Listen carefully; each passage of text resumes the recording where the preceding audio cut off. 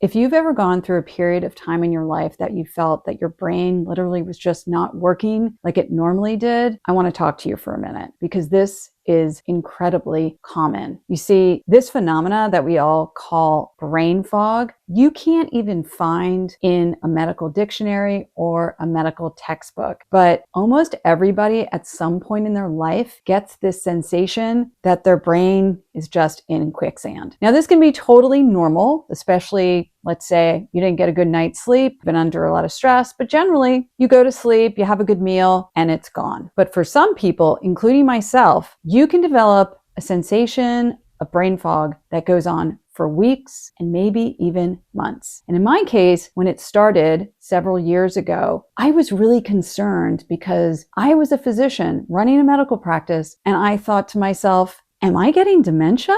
I literally went from a person who was able to retain a lot of information in my head, be able to memorize things quickly, had pretty good attention and great concentration, and I could learn things quickly, to feeling like I literally couldn't think sometimes. I was getting calculations wrong. I sometimes would even spell things wrong. I couldn't remember people's last names. Quite honestly, I was really scared. And I really dug into the research and I started to experiment and really figure out what was causing my brain fog. You see, a lot of the online information from wellness influencers and doctors and anybody else in the wellness space is going to try to sell it to you that there is one thing that is causing your brain fog, and that is never the truth. You see, brain fog, this sort of collection of symptoms like poor attention, poor concentration, and memory issues, is really just a signal. It's a signal from our brains telling us that it is under too much load and it's not getting the support and the inputs that it needs to perform at its peak. So the question that we need to start asking ourselves is not what vitamin, mineral, hormone, detox do we need to do, but instead step back and say, what does my brain actually need? Number one, the thing I did was I reduced my cognitive overload. What does that mean? We all have way too many tabs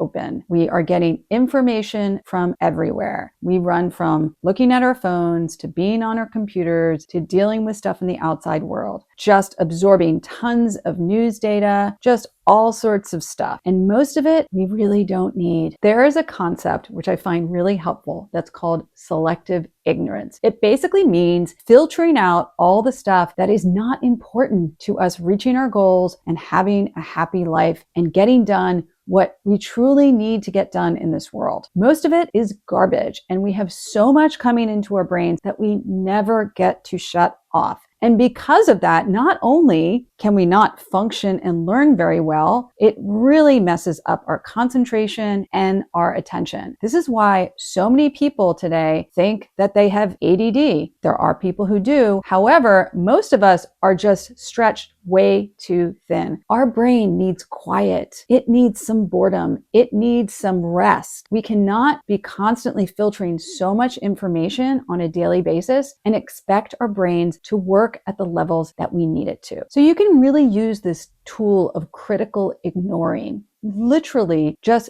filter out the things that are not really relevant to you. And there's so much of it. The other thing you can do is allow yourself to be bored. We are so used to be constantly stimulated all the time. And actually that's really bad for our brains. Boredom turns on a part of our brain called the default mode network. And what the default mode network allows us to do, it allows us to have more creative thoughts, more introspection, and also allows us to consolidate our memories better. So next time you're waiting in the checkout line in the supermarket and you feel that pull to pull out your phone, just stop. It is really hard to do. Actually, just let your brain not be stimulated. Just be bored. It's amazing what that actually can do to clear out a lot of the clutter. Now, you don't have to go on a total news detox or get off social media completely.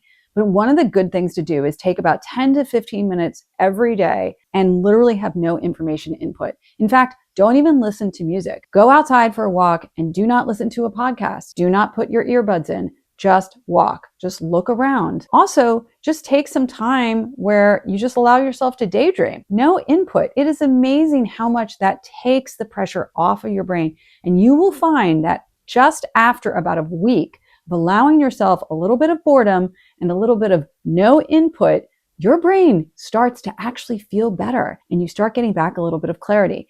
Now, I did this for literally many months, and it made a huge difference in my ability to concentrate and to have better attention. Because in this day and age, our brains actually need more capacity and more space.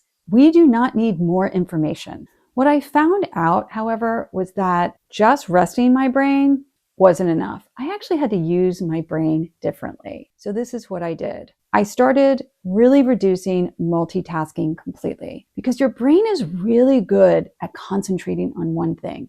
In fact, one of the reasons why we have terrible attention and concentration these days is we're trying to multitask all the time and we just get so scattered. But really, our brain loves to do things that allow us to get into flow state. So this could be something like gardening, any sort of creative work. This could be doodling, it could be painting, carpentry, it could be anything. Really just doing something like this 15 to 20 minutes a day can make a huge difference in how your brain feels. Getting into a flow state is really, really restorative to your brain. So the third intervention that I did actually really surprised me. You see, when I felt really brain fogged and overwhelmed and, tired, I just would sleep or lie down or rest. Sometimes I would feel a little bit more clear, but it didn't really last. And what I realized is that, yes, my brain was overwhelmed, but my body really needed to move.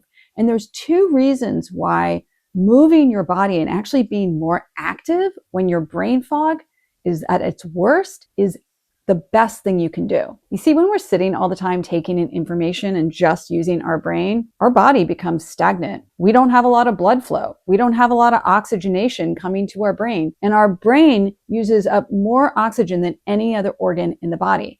Another thing is if we're sitting and working all day and taking on a lot of load, cognitive load, we actually start to build up a lot of cortisol in the body. We just excrete it from our adrenal glands.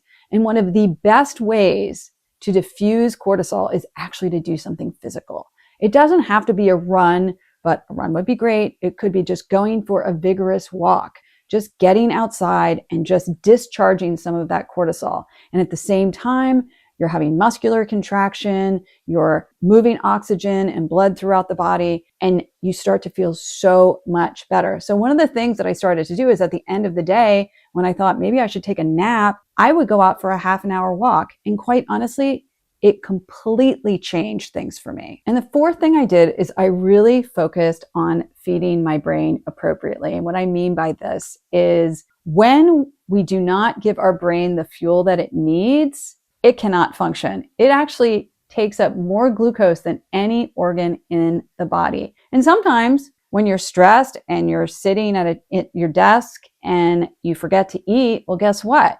Your blood sugar tanks. So what do? You go for a coffee, you might grab something that's sugary, feel good for, maybe a few minutes. And then what happens is your blood sugar crashes again. And that whole blood sugar up and down really also increases our stress hormones. So then we get into the state of having high cortisol, high blood sugar, and then low blood sugar, and we just start to feel awful. It just impacts everything. So I really started to say, I need to fuel my brain like it's a well-oiled machine. So I started making sure that I was having proteins, fats, and good carbohydrates at every single meal. And this allowed my brain to actually do what it needed to do. And you do not need a perfect diet, but you do need some stability to allow your brain to actually function the way it should. And when I realized that after a few weeks of doing all these things, that my brain was not broken. I did not have dementia. My clarity came back. My attention improved. And actually, I felt happier. And it freed up a lot of time for me to do things that I actually really cared about. So if you have been dealing with brain fog and you can't quite figure it out, I put something together for you. It's called the Brain Fog Decoder. And it goes through these 4 areas, but also several more to help you identify what the underlying driver might be for your symptoms and how you can reverse them. You see, women have been told for a long time that in midlife, their brain starts to decline, but science is telling us otherwise. In fact, midlife is a time that women can have more focus, more wisdom, and more potential for their brain to change and grow. But this is also a time that your brain needs different support. I hope this video was helpful. Thanks for being here and subscribe if you want to hear more. I'll see you in the next video.